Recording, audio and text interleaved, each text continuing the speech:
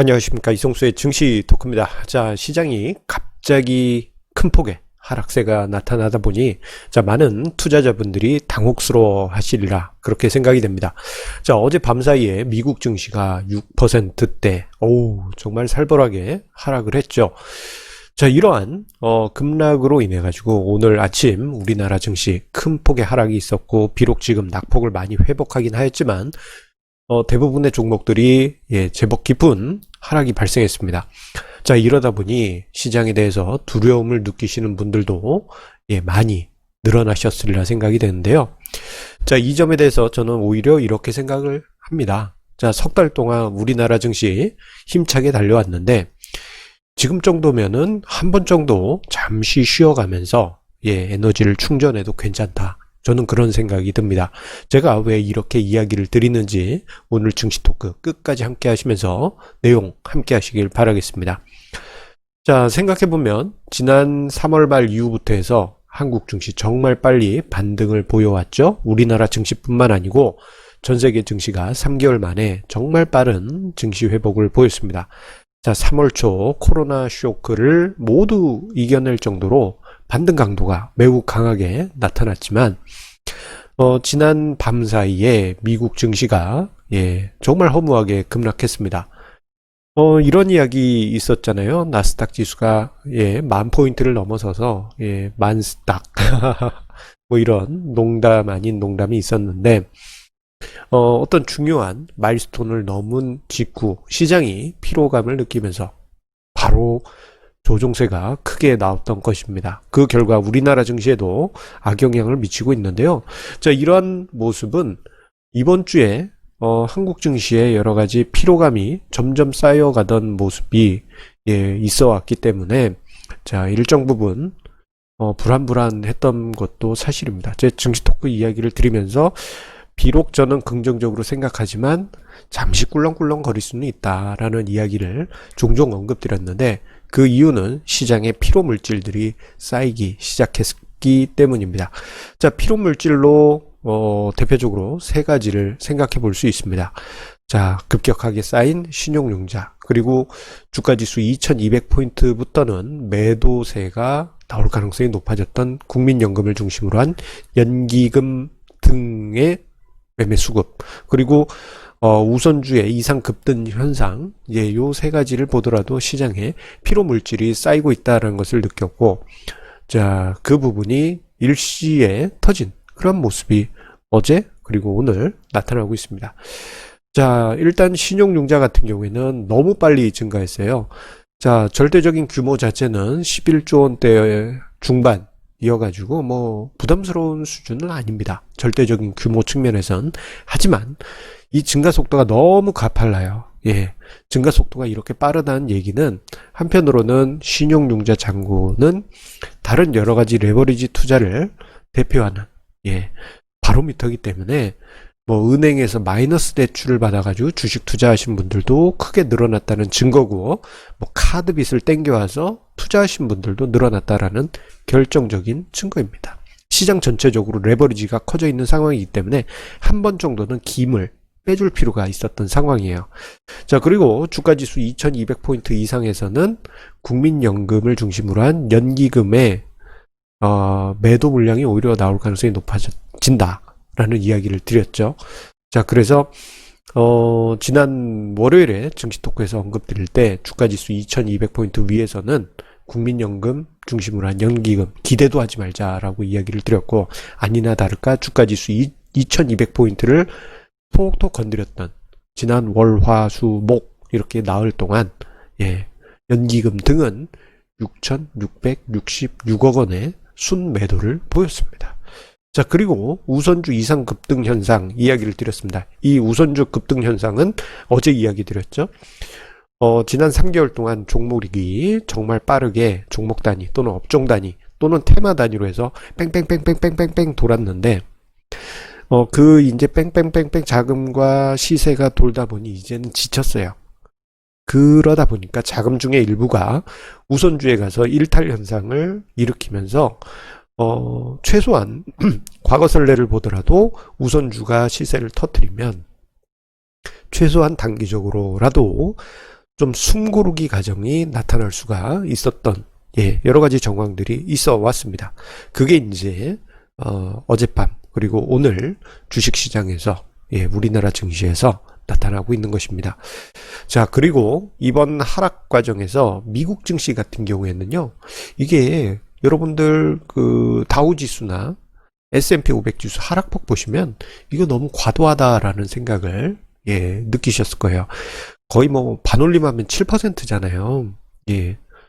자, 이 하락도 어떻게 하락했느냐? 천천히 뭐 이렇게 하락하고 반등, 하락 반등 하면서 내려간 게 아니고 그냥 쭉 하고 빠져 내려왔습니다. 자, 이렇게 미국 증시가 급락하는 것은 제가 볼 땐 알고리즘 매매에 의한 일방적인 매도일 가능성이 높다라고 봅니다. 자, 왜 알고리즘 매매에 의한 일방적인 매도냐? 자, 우리 3월 폭락장 때 기억나실 겁니다. 자, 미국 증시가 폭락하는 과정에서 매일같이 폭락했잖아요. 자비가 아예 없었습니다. 2008년 금융위기 때도 보게 되면은 하루 하락 폭락하더라도 한 번은 숨을 돌릴 기회를 주었어요. 하지만 최근에 폭락장 보게 되면 자비라는 게 아예 없습니다. 그냥 일방적으로 쏘아붙여요. 자, 어제 같은 경우, 자, 이렇게 급락세가 쭉 일방적으로 나온 것에 대해서 저는 트레일링 스탑, 우리 소위 이야기하는 익절에 관한 기계적인 매도 물량이 미국 증시에서 나온 것으로 보입니다. 익절 어떤 커트라인이 있다 그러면 하나씩 건드릴 때마다 매도 물량이 나오고 그게 매도 구르면서 시장을 저 화면처럼 쭉 일방적으로 밀고 내려간 것입니다. 자, 알고리즘에 의한 매매, 프로그램, 기계적인 매매이다 보니까 자비란 게 있을 수 없죠. 조건이 맞으면 그냥 퍽퍽 치고 내려가기 때문입니다. 어떻게 보면 이게 주식시장을 왜곡시키는 원인일 수도 있습니다.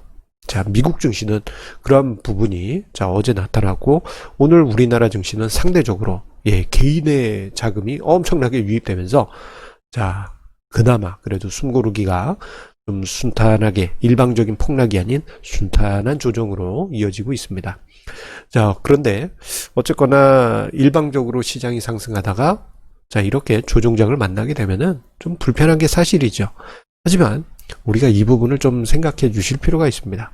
자, 우리가 멀리 증시가 상승하기 위해서는 어떤 시기에는 잠시 쉬어줄 필요가 있습니다.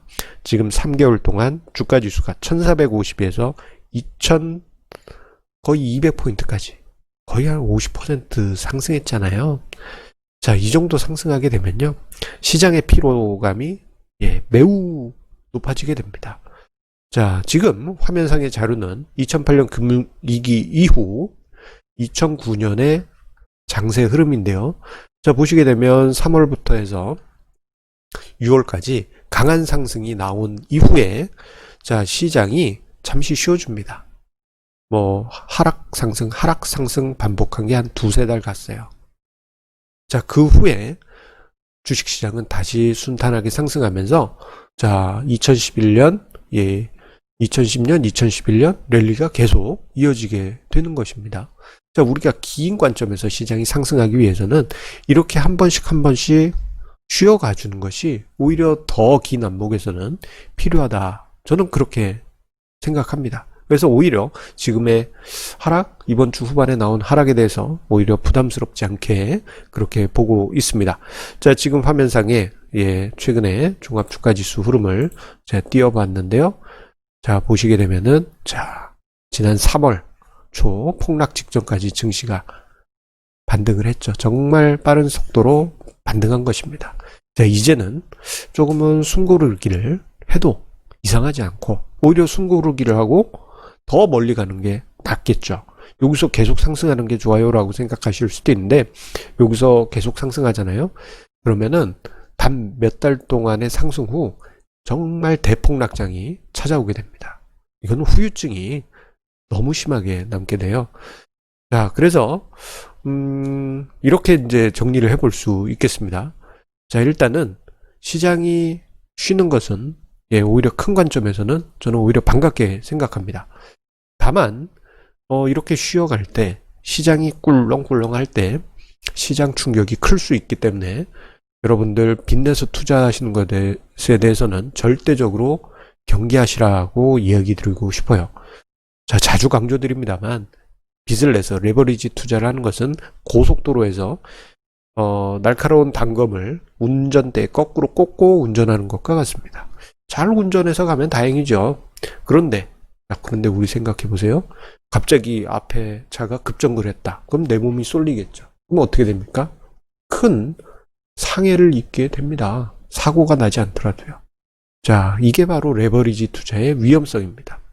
특히나 앞서서 이제 미국 증시 같은 경우 알고리즘 매매에 의해서 일방적인 하락세가 나온다라고 말씀드렸는데, 이러한 상황이 종종 발생될 수가 있습니다. 시장이 잠시 쉬어갈 때 순간적으로 어떤 매수 공백이 발생했다? 그러면 미국 증시에서 뭐 하루에 10% 빠지는 일이 알고리즘 매매에 의해서 허무하게 발생할 수 있는 거예요. 자, 그런 상황이 발생했을 때 강제 청산당했다. 레버리지 투자를 해서 수익률을 높이려고 그랬는데 강제 청산당했다. 억울해하고 있는데 시장이 그러고 난 다음에 정말 약 올리기라도 하듯이 회복할 수도 있는 것입니다. 이것처럼 속상한 일이 없어요.